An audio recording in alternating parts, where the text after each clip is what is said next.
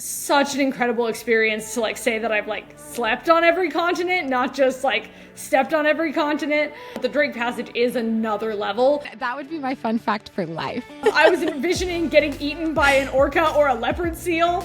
Oh, that's probably my number one advice to people is how cold is it really? You're more likely to see certain animals at certain times of year. So the boats are having people send that data to NASA. That is so cool. Like I can barely imagine it. We saw everything you could see basically. And as soon as I did, I had the biggest smile on my face. Welcome back to the How Was Your Trip podcast, where we unravel the world one interview at a time. Today, I have on Jackie Swayze from Maximizing My PTO, and I am so excited to talk to her today. She recently sailed to Antarctica, polar plunged in Antarctica, and camped on Antarctica. And it is just going to be such a great episode, diving in with her, getting to know all the logistics and all the fun things that she did down there, all the crazy things she did down there. And I really want to know, is it really that cold? Let's jump into this episode today with Jackie Swayze. Jackie Swayze, welcome to the How Was Your Trip podcast. I'm super pumped to have you on today. Yeah, thanks for having me. Yeah, so I have been following you on Instagram just for a few months. I randomly came across your Instagram page and I just really loved your style of travel and the way that you share your travels. And I recently saw that you went to Antarctica, which just blows my mind anytime anyone goes there. I've been to all the continents besides Antarctica, and before I went to all of them, I was like, there's no desire. And now I feel like I just crave that more to explore it. But you fall in a category of a very small group of individuals who have actually done that. So I just cannot wait to get into that today. Yeah, absolutely. Antarctica has absolutely hands down the best trip I've ever taken. And I can't stop telling everyone about it now that I've been. Yeah, I mean, that would be my fun fact for life, for sure. Well, how did you even discover this trip and what made you want to go there? Like, tell me how that even happened. Was it like a spur of the moment? Just lead me up to this moment. Yeah. So up until a few years ago, it was really my conception that only researchers, scientists, those are the only people who went to Antarctica or like billionaires or people doing some sort of like epic, like hiking the highest mountain in all the continents, like those kinds of crazy challenges. Like I didn't know that normal people, for lack of a better word, could go until I stumbled across Kara and Nate's YouTube series where they went to Antarctica. And as soon as I knew it was a thing that you could do, I instantly wanted to do it. Like I was so hooked so fast by their videos and then all the subsequent research I was doing. It was just a no-brainer of that I wanted to do it. It was just a matter of like when, because it is a very long trip, and I am very big on trying to like smash as much into a small frame of time as I can, and you can't really do that with Antarctica. You do have to set aside like a good number of days for it. And then also it's a pretty expensive trip. So it was a matter of when, not if at that point. But I pretty much prioritized it as one of like my highest priority trips. And then it ended up working out that it was, my seventh continent. So really, really special to step foot on it and have that be my seventh continent. That's so cool that you've been to all of them. That is another group of individuals that isn't very large that can say they've done that. So that's incredible. So walk me through the trip. You said you did have to take off a decent amount of days. How long was the trip? Give me like a general overview of the trip. Yeah, so our cruise was 10 nights on board the ship. So that left from Ushuaia, Argentina. So you had to factor in time to get there. Our trip also included 2 nights in Ushuaia before the trip, which kind of allowed like a buffer in case there were flight delays or anything like that. Thankfully, we didn't have any, so we actually got a little bit of time in Ushuaia. But we did take off, I want to say it was a little over 2 weeks. We also like spent a little more time in Europe after the trip. So we were actually gone 3 weeks total, but I would say it was about 2 for the Antarctica part because no matter how you slice it, it takes a long time to fly from the U.S. down to Ushuaia. You have to go through Buenos Aires, and then just the timings of everything. We actually ended up flying through Europe on the way there and the way back. because that was where we found the best deal on flights with points. Like we knew we wanted to fly. It was a long flight. We're like, let's fly business class. That meant flying Iberia through Spain and then like going from Chicago to Spain, Spain to Buenos Aires, and did the reverse on the way back basically. So a little bit unconventional, but you had to take 2 flights either way from Chicago to get down to Buenos Aires. So may as well make them longer, I guess. Right, right. And you booked it with points? We did. We booked the flights from Chicago to Buenos Aires with points and then paid cash for the flight from Buenos Aires to Ushuaia. Nice. And what company did you sail with to Antarctica? Yeah, so I ended up choosing Polar Latitude Sea Venture ship. It's their only ship that they have right now. It actually happens to be the same company that Kara and Nate went with, but that's not why I chose them. I did a lot of independent research on everything that differentiates different companies, different ships specifically, and things like that, from the size of the ship, the amenities offered, the activities offered. I knew I really wanted to camp, for example. Like that was a really big priority. So not every ship offers that. Ships of certain sizes have restrictions about how many people can get off at one time or land on the continent at one time. So you knew we wanted a small ship. So there were a lot of different factors. Environmental consciousness of the company was really important, and making sure that we weren't like contributing to an over-tourist problem, a environmental problem. So we chose a company that really like had conservation of Antarctica at the forefront as well. So yeah, there were a lot of different things that went into it. Also, ultimately, like dates of the trip mattered to us too. And different ships leave on different days, and we wanted to minimize the number of PTO days we had to take. And that meant like the dates worked out with this ship, that we could do it over a holiday, take one less PTO day. It just worked out really well. So what time of year did you go? Yeah, so we left right at the end of January and returned like second week of February. Basically, you can only go during what is winter in the Northern Hemisphere, summer down in Antarctica. And I believe the season runs from about October to March, late October to early March. But what you get during the season shifts. Like penguins are hatching at the beginning of the season, and the chicks are a lot bigger by the end. Whales only come at certain times, or you're more likely to see certain animals at certain times a year. So it kind of depends on like what you're looking for. If you care really about really specific animal sightings, especially, then timing it around like what's the best season for that type of animal that you're looking for, like could be a reason to pick one month over another. So were there certain wildlife that you were looking out for, and did you see them? Yeah, so I think February was a great time to visit. I think we saw everything you could see, basically. We saw 2 different types of penguins. Not gonna lie, I really thought we would see emperor penguins. Like I thought, like, you know, March of the Penguins, the whole thing. I was so convinced, and I guess I just had never, like somehow in all my research, I just failed to realize that they live a lot more inland on Antarctica. So we did not see emperor penguins, which was fine, but we saw gentoo and chinstrap penguins. We were looking out for Adelie penguins as well, but our ship just didn't go to the places that they were at, which was fine. And we saw a bunch of different types of whales, orcas, humpbacks, everything like that. And then a bunch of different like seals and seabirds. It was incredible. Like all of it was beyond my wildest imaginations. That is so cool. Like I can barely imagine it. Like I can barely picture it because it just sounds so amazing and unreal. Yeah, it truly was like being on another planet, like in the most extreme sense of that word. I mean, the amount of ice and glaciers, and the one time we saw a little bit of green moss growing was really shocking just because of how white everything else is. It's just like rocks and ice and rocks and ice. And so it's a very extreme landscape in just the most amazing way. Okay, a question you've probably been asked so many times, but how cold is it really? That is definitely one of the top asked questions. It's warmer. It's way warmer than you think it is. Every single day we were there, it was above freezing, like just barely. Like we're talking like 33 to 37 degrees Fahrenheit. So it's kind of like you would dress more like you're going skiing is kind of like the best way to think about it. And honestly, like when we went on land, there were some like moderate level hikes and stuff up some hills. I was pulling layers off. Like I was hot, I was sweating.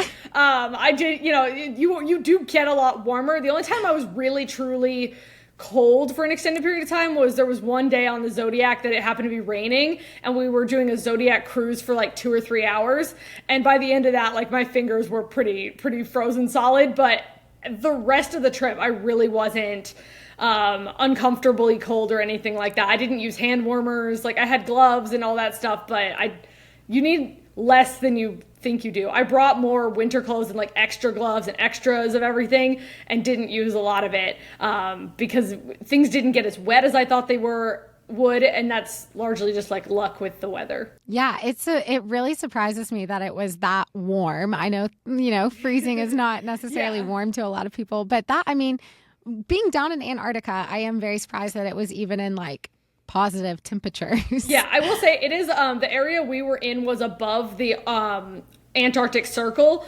like 60 degrees south. And because it's like the peninsula of Antarctica that comes up a lot higher. So that area, that peninsula is a lot warmer than the rest of Antarctica. So, by the South Pole, it is significantly colder even I'm sure. in the summertime. But the peninsula, much more comfortable. There's a reason that's where all the ships go. It's because they can safely navigate the waters and all that stuff without too much ice around and everything like that. Okay, I have heard about the Drake Passage, but I don't really understand what it is. Can you explain to me what the Drake Passage is? Yeah, so the Drake Passage is the body of water that is right underneath the tip of South America and like kind of like runs between where South America curls and where Antarctica curls, like the peninsulas. The Drake Passage runs between them, and because of ocean currents and things like that, it's basically where the Pacific is meeting the Atlantic, and it is because of that and different temperatures and all of that stuff. Science I don't think I can fully explain. It is like some of the most violent seas on Earth. Like that's what it's infamous for, is being extremely violent. I mean, I've read stories of waves like 60 feet or things like that, like really insane waves. Gosh. And I was very scared going into this about the Drake Passage specifically. Like that probably was my number one concern, was not only like the boat making it safely through the Drake Passage, but also like seasickness and things like that and how my body would handle that, because you just don't know. I've never really experienced seasickness like in the regular world, and I've been on boats before and things like that, but the Drake Passage is another level, truly. So I bought all of the anti-seasickness things you possibly can buy. I had like stupid goggles, I had wristbands, I had medications, include like the scopolamine patches that you can get from a doctor. I had meclizine, or like I think it's Bonine is the other brand name for it, Dramamine, like everything, just in case, because I didn't know what was going to work and what wasn't. So I was like, let me throw everything at the wall. I don't want to vomit. Like that was a really big concern of mine. I've seen videos of people just like over toilets on the Drake Passage for like 3 days in a row. And I'm like, my gosh. No, that sounds like a nightmare. Like I don't want that. And it wasn't, the other thing about the Drake Passage is that it can be either the Drake Lake or the Drake Shake. So if you get the Drake Lake, it's super calm. It can be glass basically, like how calm it is. That's not super common, but it happens. People get lucky. Or you get the Drake Shake, which varies a lot. Like the Drake Shake can be 60-foot waves, or it can be, like 10-foot waves, and like everything in between is considered like the Drake Shake. We had about 15 to 20 foot waves, I think. So we had a moderate Drake Shake. You definitely felt the boat rocking. There were handrails everywhere. There were barf bags available everywhere around the ship, just in case. Ultimately, like what helped me the most, I just needed a scopolamine patch, which we applied before we even got on the ship. And then we took meclizine, and which like every however often you have to take it. And the biggest side effect, though, is that meclizine makes you really tired. So we napped a lot on the Drake Passage. But they also had a lot of lectures to attend and things like that to keep things exciting for 2 days. And we wanted to go to all the lectures, so we just napped and then set alarms for the next lecture. And then after every lecture, there was like an hour and a half break. We would nap for the next hour and a half, set another alarm, and make our way back up. They also did have the option where you could watch all the lectures from your room in case you were really seasick or whatever. But we didn't end up doing that. We did get ourselves out of bed every time and up to the lounge to watch them in person. And those were very beneficial in getting us really excited about everything we were going to see, helping us learn more about Antarctica and the animals and everything like that. Were the lectures the only kind of activities offered on the ship, or were there other kind of activities offered? Yeah, there were other activities. During the Drake Passage, they were pretty limited in like what they can do because obviously the ship is rocking a lot. I mean, like the gym is closed, like everything, like they have to take safety precautions. Wow. But there were these opportunities to participate in citizen science. So these things like cloud surveys where you're like literally looking at the clouds above you and reporting that data for NASA because there's not like research towers sending regular data from that part of the world. So the boats are having people send that data to NASA and for ongoing research, which is really cool. So there were a couple different types of citizen science offered regularly throughout the trip. And then the lectures were during the Drake Passage days. And then like other times throughout the trip, especially like after dinner and things like that, we'd have like game night one night. There was karaoke. One night the crew did like a big talent show for everybody. So there were all sorts of really cool things. And there was also like a good amount of downtime too, where we could like really get to know other passengers and things like that. The ship only had 150 people on it. So it was small enough that we did get to like sit with different people at dinner every night and like get to know different people. We ended up forming some really good friendships from the boat, so it was a really cool experience all around from both the amazing staff and also just the really cool people on board. What would you say the demographic of the other people on the ship were? Like, were most of them from the U.S.? Were they older, younger? Like, what kind of demographic did the ship hold? So I think our average age was close to 50, so we were definitely way on the young side. But there were definitely people in their, I would say like there was a good chunk of people in their like 30s. We might have been one of the younger people. Like, we're still in our 20s. So we may have been a little bit on the young side, but we had no issue like connecting with all the 30 to 40-year-olds. Like that was kind of who we hung out with. And even some of the older people too.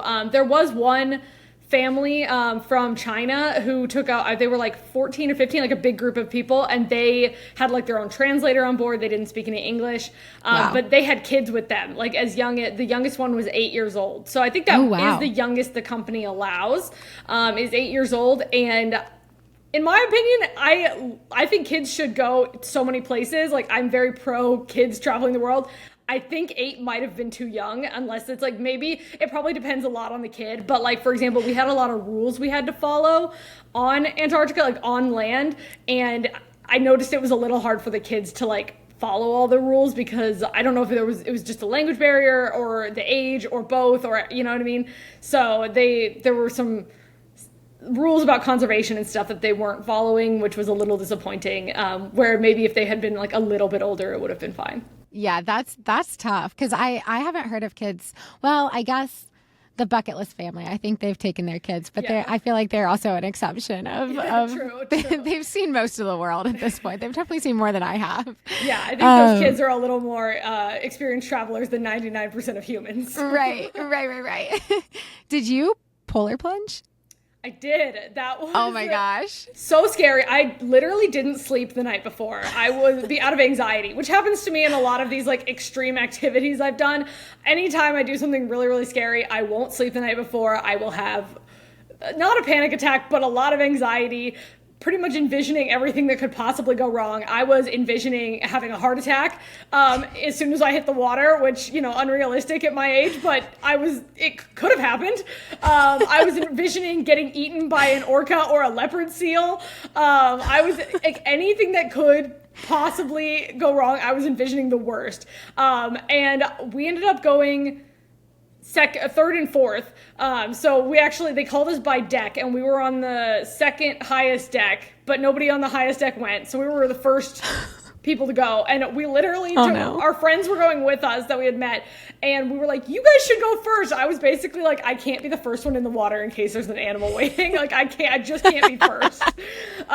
So they went and we jumped immediately after them, which was like kind of a pro move because they put safety belts around you so that they can like drag you out if they need to, and the safety belts are like there's only like a handful. I think our boat had like 6. So the first 6 people to go got dry safety belts. And then everybody else had to like have the wet, cold ones that before they had even jumped, you're like already getting the cold water. Freezing. So ours were dry, which I think made the experience much better. It also was an interesting experience because the polar plunge, they have to be able to turn the engines off on the boat. So it's very condition dependent. Like they have to be able to stabilize the boat without any of the engines to allow people to like jump in the water. But that means the weather has to be kind of perfect for it. And so you never know when during the trip they're going to do it. They basically do it at their first opportunity so that it happens. But that meant the whole trip I was like, is today the day? Is today the day? And they did it on our second to last day in Antarctica before we headed back north. And I was so scared. And eventually it was raining that morning and they had pushed it to the afternoon, which just like delayed all my anxiety about it. But that actually worked out so well because it was raining that morning and it switched to snow by the afternoon. And it was the most like picturesque moment to like be jumping out of the Zodiac boat in the snow onto like the snow was sticking to the water, like on top of the water. It was like this idyllic scene. And honestly, it happened so fast. I was in and out of the water probably within 3 seconds. I purposely didn't jump very far from the Zodiac so that I didn't have very far to swim just in case. I jumped pretty close to the ladder. And it was so fast that I think my body didn't have time to recognize how cold the water was. And it wasn't until I like was getting out in the ladder that I realized like I couldn't breathe. I couldn't inhale a breath. And I was like, oh no, like I was like hyperventilating without breathing basically because I couldn't inhale. And it took about 5 seconds for me to catch my breath. And as soon as I did, I had the biggest smile on my face that I just like couldn't wipe off. As soon as I could catch my breath, I wasn't cold. I was back on the ship already, like which was warm. I had a towel. They handed us hot chocolate immediately after getting back on. It was the best thing I've ever done. Like one of them. Like I've done some cool things, but that polar plunge was absolutely up there and I just like wanted to do it again immediately. I was so scared to do it once and then now I'm like, I could polar plunge a million times. Like, let's go. That is so cool. I've never even like cold plunged. I'm such a baby about cold water. But I think if I was in Antarctica, I would have to. Like, there's no way around it. That was my thought process too. Like, you didn't come all this way to not do the polar plunge. You would regret it so much if you did it. I would have regretted it every single day, especially, I guess I wouldn't have known what I missed out on, but having done it, I couldn't imagine chickening out of that. So we're taking like another trip up to like the Arctic next year, and there's a polar plunge on that trip, and I'm like, yes, let's go. Like I can't wait to do the polar plunge again and have that opportunity. That's so cool. And then you mentioned that you camped. Yeah. That was a big reason why we chose the company we chose, the boat we chose, the dates, everything. Camping sells out super fast. The way our boat worked, it was like first come, first serve to add camping to your package. And I think it was limited to 50 people. So then you were like on a wait list if you went after that point. But it's not camping like the way you would think of camping. Like there's no s'mores, there's no tents even. It is very different. So instead of sleeping in tents, we slept in bivy bags. So we had basically like a tarp and then a little air mattress. And then a bivy bag is basically like a body bag shaped tent, is for all intents and purposes, with a sleeping bag and then a sleeping bag liner inside of it. We were responsible for setting up everything on our own, taking it all down on our own and bringing it back to the ship. Like they provided all the gear, but we like had to do it ourselves. That scared a couple people away, I think, when they heard that at the safety briefing lecture and everything. You also like once you're off onto land, they like will not come back for you. The ship will not pick you up until the morning. Unless like it's a life or death emergency. Like they are not coming back until the morning. But you're only there from like 9 p.m. to like 6 a.m. So it's not that long.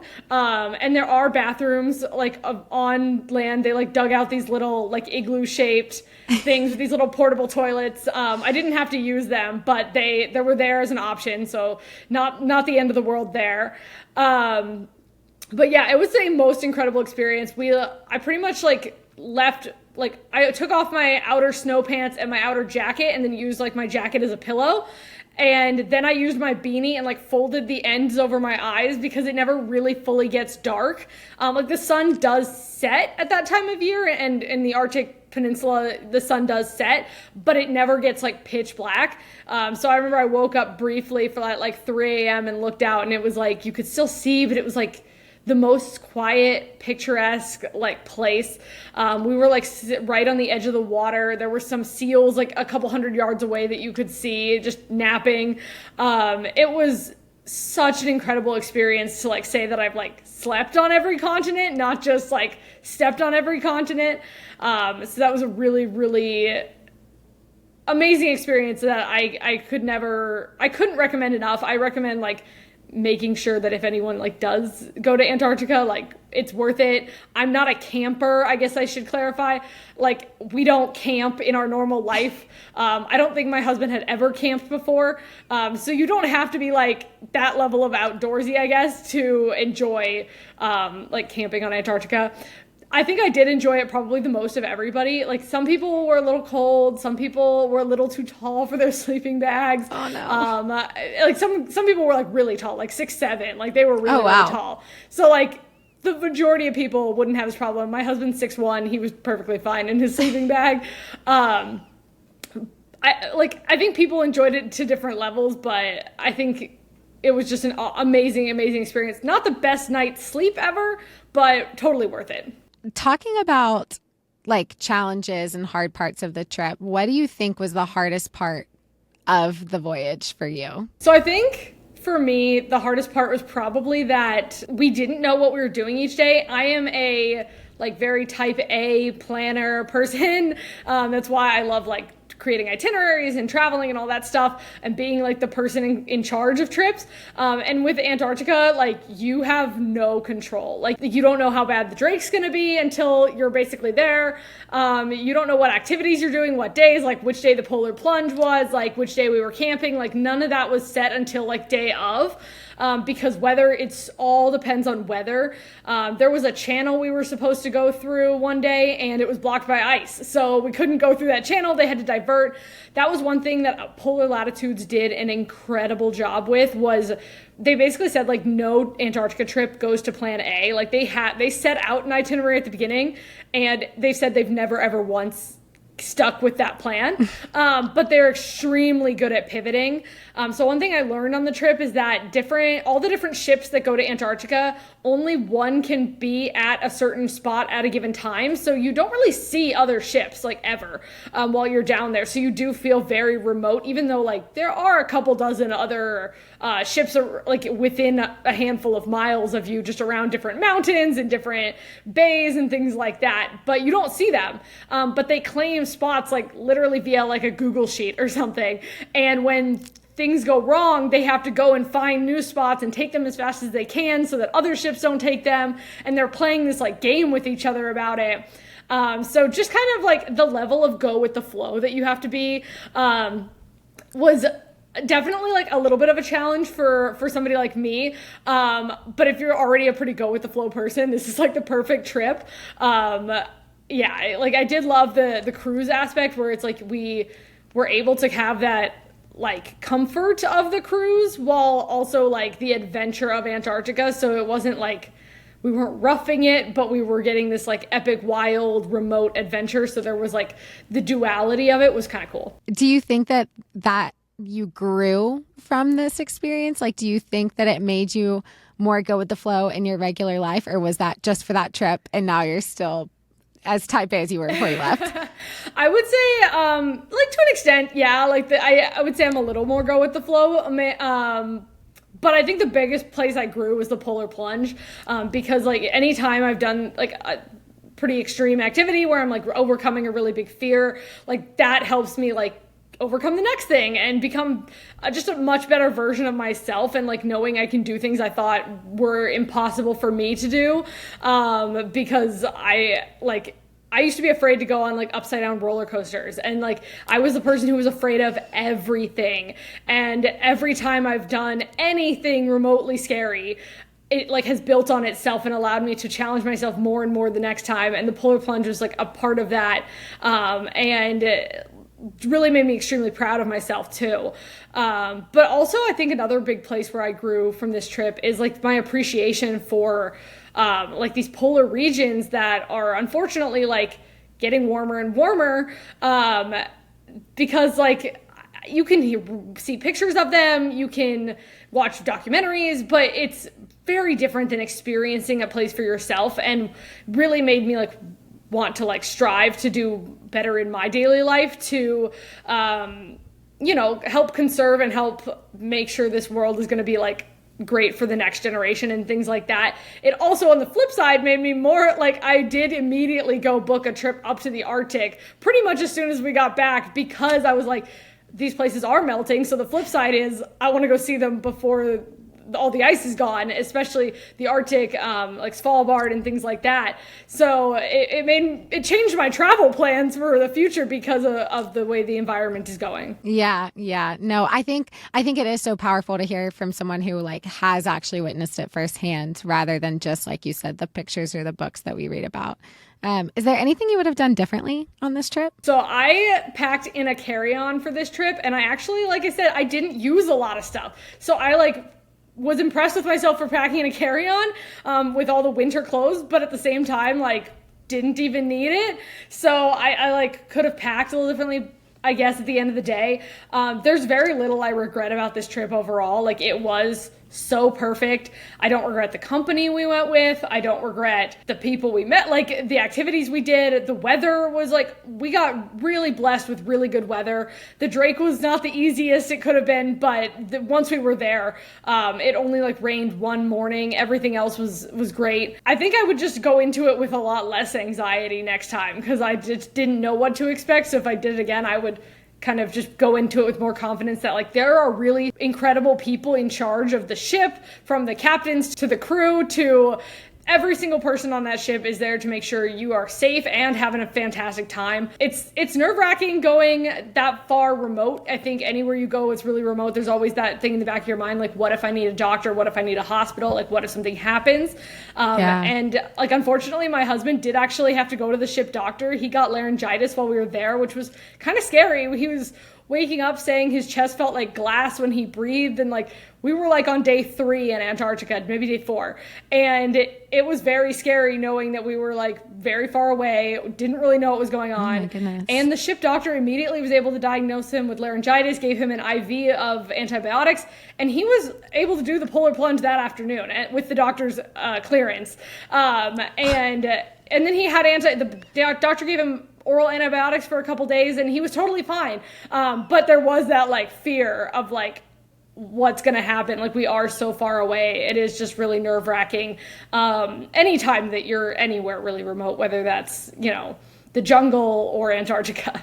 Do you think that would be your piece of advice you'd give any travelers looking to do this, is not to be anxious about it and trust in the crew and the ship? Or what would be your piece of advice you gave future travelers? Yeah, I think my number one piece is do your research on the companies. They're not all the same. Obviously, price is going to be a huge consideration for most people, but I really encourage you to look beyond the price and like what's included. I mean, sometimes they include flights from Ushuaia. Ours didn't. Ours included hotels in Ushuaia, all the way down to like what is on board for you as far as safety and amenities and things like that. We were not on like the most luxurious ship you could possibly be on, but our ship was more, I would say it felt like a true expedition ship. Like, I felt like we were exploring Antarctica, and it felt like the right way to do it. And the staff really made the experience like the next level. Like, I would not hesitate to go back with polar latitudes specifically, but whoever you go with, I would say just like do a lot of research, read a lot of reviews, make sure you're comfortable with everything about how that company is operating, because every company runs their things a little bit differently. So I think everyone's looking for a slightly different experience. Some people want massages on board while they're in Antarctica. For me, I was like, couldn't care less if they offer massages. I'm not here to pamper myself. I'm here to like be on land. For example, Polar Latitudes, from what my research, spends a lot more time on land and outside of the ship in general than a lot of companies. A lot of companies, the excursions will be for like 1 hour, maybe 2.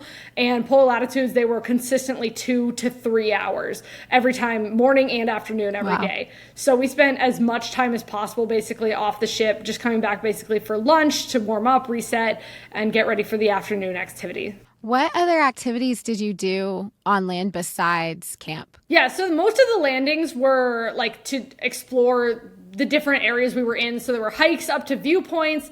A lot of it was to like see penguins and things like that. We were able to get up pretty close. Like you do have to keep a specific distance from them for their safety, like the animal safety, but a really great opportunity to take pictures and things like that. Oh, that's probably my number one advice to people is if you are not a photographer and you do not own a real camera that's not your iPhone, go buy one. Go buy a real camera, because I'm not a professional photographer by any means. I had not owned anything more fancy than a GoPro and my iPhone, basically. And I went back and forth on like, do I buy a real camera? I don't know how to use it, all this stuff. A week before we left, I went out and bought a Sony bridge camera that went to like a 600 millimeter zoom lens, but was like one camera, wasn't going to mess with lenses because I didn't know what I was doing. I watched like 3 YouTube videos, learned a couple settings, went to the photography seminar that was held on the boat. So that was helpful. And then bought some Lightroom presets. And from there, like are my photos the best photos in the world? No, but they're amazing to me. Like they are way, way better than anything my iPhone took, for sure. I was able to take photos from way greater distances, especially of like whales and birds and things like that, that I would have never in a million years been able to take on an iPhone. So invest in, you can even rent them. I think you can rent like good photography cameras. Yeah, it's worth bringing one because you're never going to get the same experience from your phone. And a lot of other people, I would say like most people had photography cameras with them. And a lot of people knew how to use them. They were really into photography. They were willing to help you. So like other people like helped me adjust my settings to like what would be best for the light in Antarctica. Obviously there's a lot of white, and so you take pictures a little bit differently. So I would say like, no matter what ship you go on, get a nice camera to bring with you. I think that's such a good piece of tangible advice for anyone going to Antarctica. Yeah, absolutely. I really went back and forth. I almost didn't buy it. That would have been a big mistake on my part. You would have been kicking yourself for sure. 100%. Okay, well, I only have one big this or that question that I've been thinking about this entire conversation. This or that, Antarctica, polar plunge, or camping on Antarctica? Oh, that is so hard. Man, Sarah. You can only do one. I can only do one. So I'd probably say camping, because you can do the polar plunge in other regions. Like we're going up to Svalbard next year and we'll be doing the polar plunge there. So, I mean, the polar plunge is like anywhere where the water's cold. So you can even do it in Lake Michigan in the winter. Like you have a lot of like options technically for that. But so camping was definitely worth the additional cost. It was not an included part of the trip. That was the only 2 things that weren't included were camping and kayaking. And we did both of those. But camping was cooler. Yeah, I think I would say that as well, just because you can, and you will polar plunge in the Arctic. But you can only camp in Antarctica. Absolutely. So where to next for Jackie Swayze? Yeah, so I actually leave later this week for the Galapagos. So I'm really excited. And also so cool. That new camera I have is going to come in really handy for all the animals there for sure. That is so cool. Have you ever been? No, I've never been. I'm really excited. It's going to be an incredible trip, I'm sure. I have never been, so I'm really excited to follow along on your socials. Do you want to plug those, by the way? Your blog, your socials? Yeah, absolutely. People can find me on Instagram at Maximizing My PTO. And my website is maximizingmypto.com. But if anyone has any questions, I'm more than happy to answer anything. I'm an open book. I'm a DM away, an email away, whatever you want. I'm happy to answer any questions about Antarctica, travel in general, anything you want. Yeah, I have really enjoyed following along your blog so far. Just in the last couple of months that I've been following you, I think it's really cool the route you take of you can travel and work a normal 9 to 5 full-time job. So I really enjoyed that and can't wait to see your future travels. Yeah, thanks so much for having me. This has been awesome. All right, guys, I hope you enjoyed that episode as much as I did. I cannot believe how cool she is. If you haven't checked out Maximizing My PTO, definitely check it out. I love all of her tips and tricks. And while you're at it, go ahead and make sure you're following How Was Your Trip podcast on all social media platforms. Make sure you subscribe and follow along to be the first to hear about our new episodes. If you have any other questions, feel free to email me at howwasyourtrippodcast@gmail.com, and I will see you back here in 2 weeks. Bye, guys.